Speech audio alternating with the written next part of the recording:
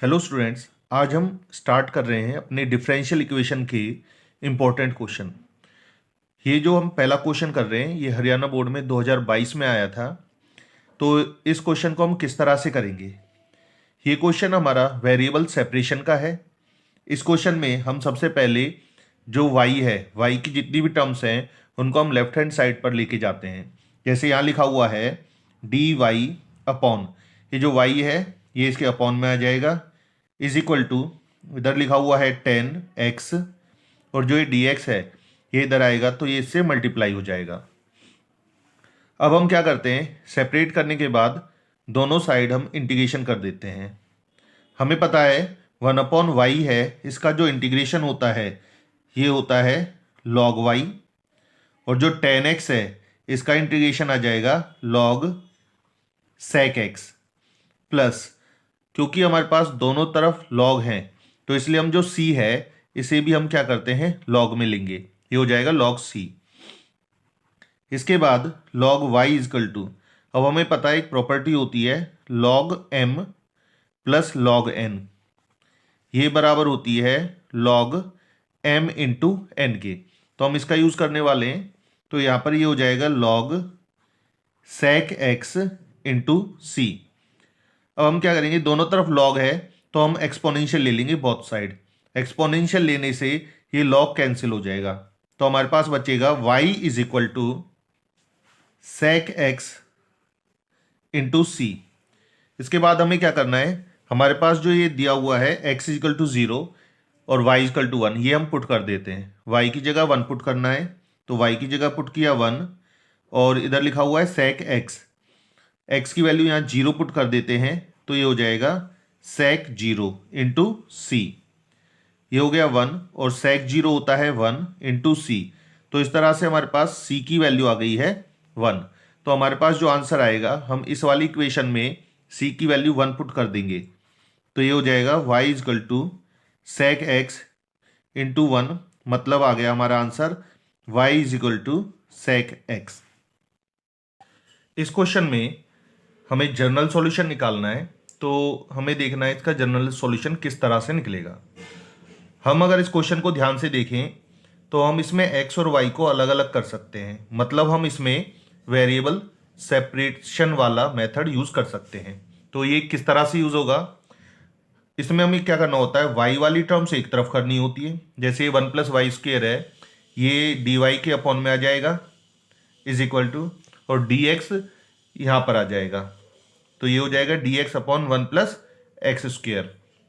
जब variable separate हो जाते हैं तो हम इन दोनों का इंटीग्रेशन कर देते हैं, इंटीग्रेशन बोथ साइड।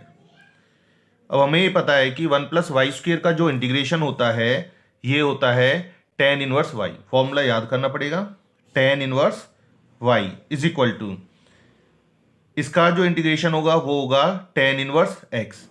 क्योंकि हमारे पास जो दो वैल्यूज लिखी हुई हैं, दो टर्म्स लिखी हुई हैं, दोनों में tan इनवर्स है, इसलिए जो कांस्टेंट होगा उसमें भी हम क्या यूज करेंगे, tan इनवर्स।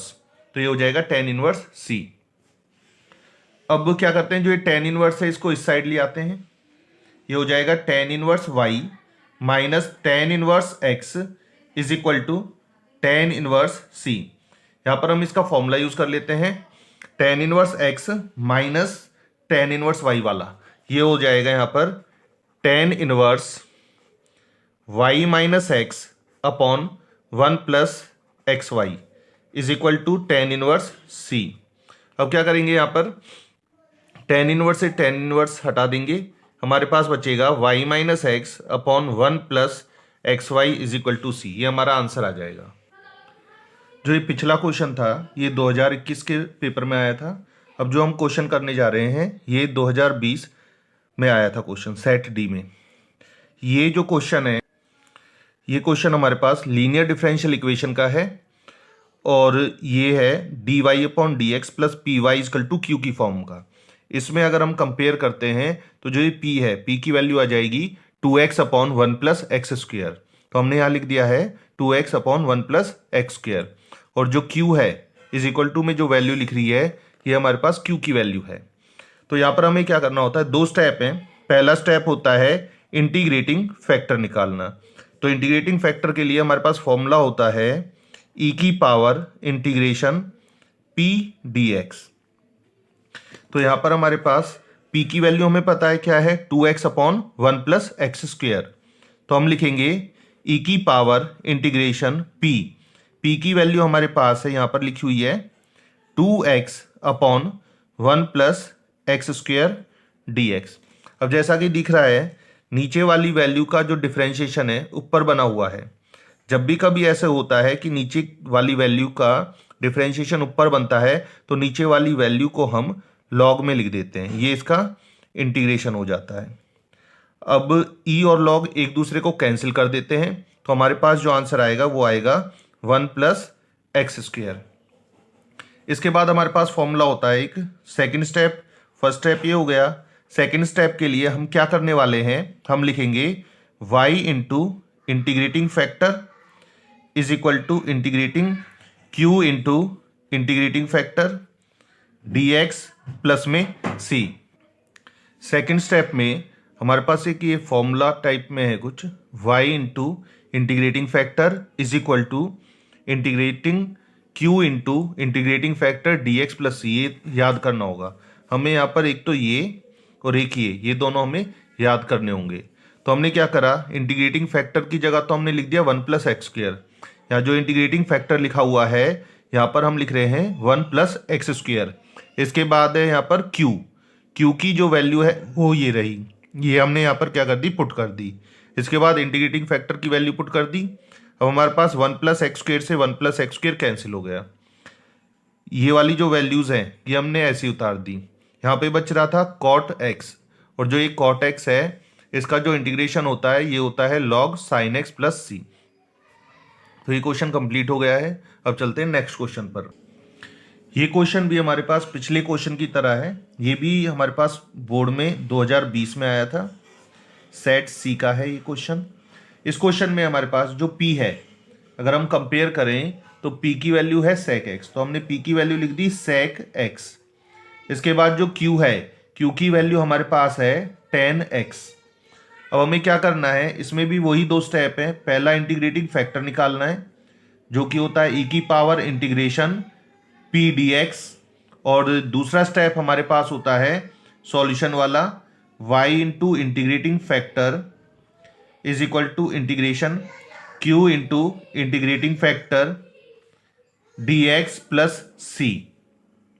तो हम इंटीग्रेटिंग फैक्टर निकालते हैं, कैसे निकलेगा, e की पावर इंटीग्रेशन p की वैल्यू है sec x dx, और जो ये sec x है इसका इंटीग्रेशन होता है log sec x plus tan x। अब हमें पता है e और log एक दूसरे से कैंसिल हो जाएंगे तो हमारे पास इंटीग्रेटिंग फैक्टर की वैल्यू आएगी sec x plus tan x।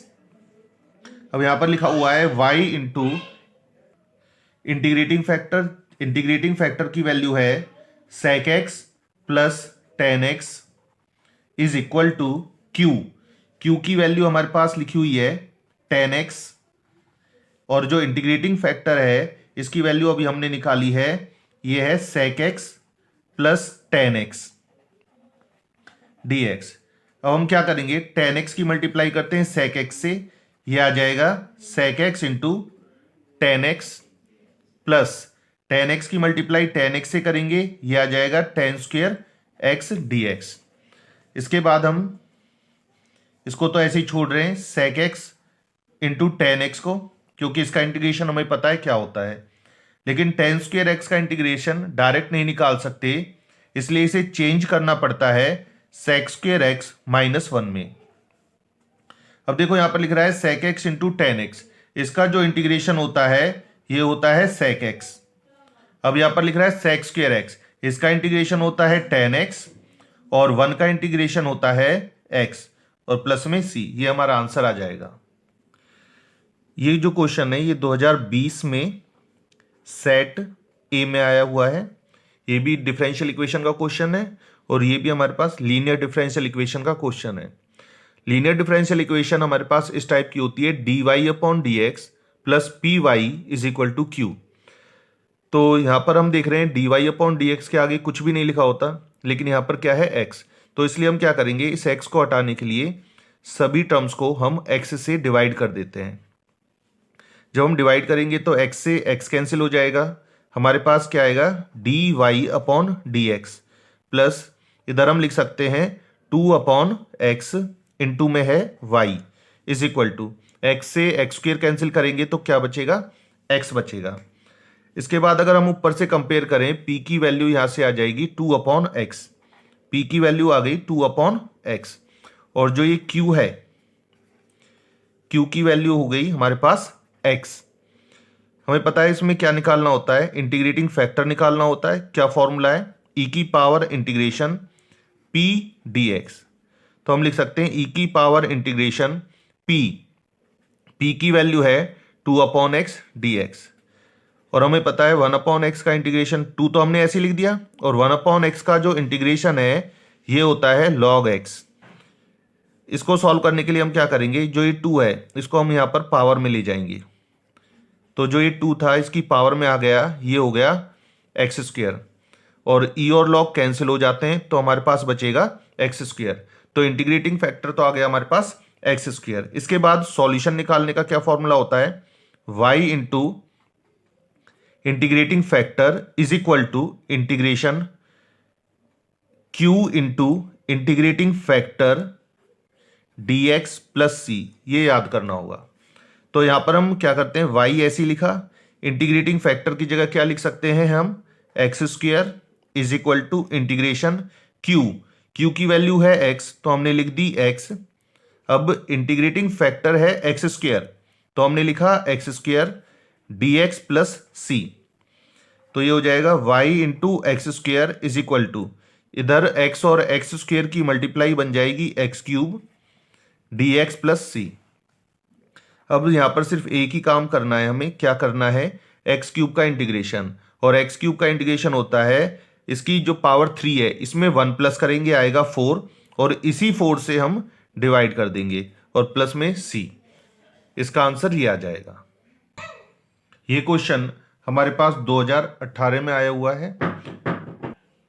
इस क्वेश्चन में अगर हम देखें कि यहाँ पर लिखा हुआ है y की पावर 2, इसकी पावर यहाँ पर y की है 2, इधर देखें x की पावर इधर है 2, यहाँ पर जो ये लिखा हुआ है ना x इंटू वाई, यहाँ पर दोनों मल्टीप्लाई में है तो हम इसकी भी पावर कितनी मानकर चलेंगे 2। तो इस हिसाब से यहाँ पर इसकी पावर 2 है, y की पावर 2 है, x की पावर 2 है, एक्स वाई की पावर 2 है। तो ये जो क्वेश्चन है ये हमारे पास बन जाएगा होमोजीनियस डिफरेंशियल इक्वेशन का। इस क्वेश्चन को सॉल्व करने के लिए सबसे पहले हम dy अपॉन dx निकालते हैं। किस तरह से, ये जो प्लस वाली वैल्यू थी ये हमारे पास इस साइड आ गई, माइनस की हो गई। इसके बाद हमने क्या किया, ये जो dx था इसको ले गए अपॉन में, और जो ये पूरी टर्म है इसको इसके अपॉन में ले आए। अब इसको क्वेश्चन को सॉल्व करने के लिए हम क्या करने वाले हैं, y की जगह हम पुट करते हैं vx। अगर कोई भी होमोजीनियस डिफरेंशियल इक्वेशन का क्वेश्चन है तो हम क्या करते हैं, y की जगह vx पुट कर देते हैं, और फिर इसका डिफरेंशिएशन, y का डिफरेंशिएशन होता है dy अपॉन dx, और यहां पर इन दोनों में लग जाएगा प्रोडक्ट रूल। कैसे, v ऐसे ही डेरिवेटिव x का 1 प्लस x ऐसे ही और डेरिवेटिव v का, जो कि हो जाएगा dv अपॉन dx। अब हम क्या करेंगे, ये जो दोनों वैल्यूज आई हैं इनको हम फर्स्ट इक्वेशन में पुट कर देते हैं। तो जो ये dy अपॉन dx लिखा हुआ है इसकी जगह dy अपॉन dx की जगह वैल्यू पुट कर देंगे v plus X dv upon dx is equal to -3x, और जो y है y की जगह क्या पुट करना है vx, तो हम y की जगह पुट कर देंगे vx प्लस इधर भी जो y स्क्वेयर है तो इसकी जगह vx पुट होगा, क्योंकि y का स्क्वेयर है तो इसलिए v स्क्वेयर एक्स स्क्वेयर हो जाएगा, अपॉन यहां लिख रहा है X square plus x Y की जगह क्या पुट कर देंगे vx। अब हम क्या करेंगे, ऊपर से हम एक्स स्क्वेयर कॉमन निकाल लेते हैं, एक्स स्क्वेयर हमने कॉमन निकाल लिया।